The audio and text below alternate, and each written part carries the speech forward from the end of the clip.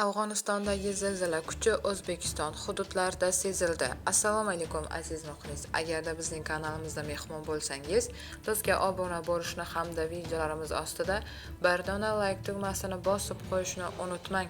Afg'onistonda 6,3 magnitudali zilzila kuzatildi. O'zbekistonda uning kuchi 3,4 ballni tashkil etadi. 16 aprel kuni Toshkent vaqti bilan soat 4:14 da Afg'onistonning Taxor hududida zilzila sodir bo'ldi.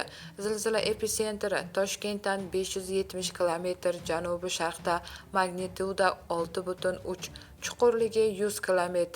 Yer silkinishining O'zbekiston bo'yicha sezilishi: Surxondaryo viloyati 4 ball, Farg'ona viloyati 3 ball, Samarqand viloyati 3 ball, Jizzax viloyati 3 ball, Sirdaryo viloyati 3 ball, Qashqadaryo viloyati 3 ball, Andijon viloyati 3 ball, Namangan viloyati 3 ball, Toshkent shahrida 2 ball deb xabar berilmoqda.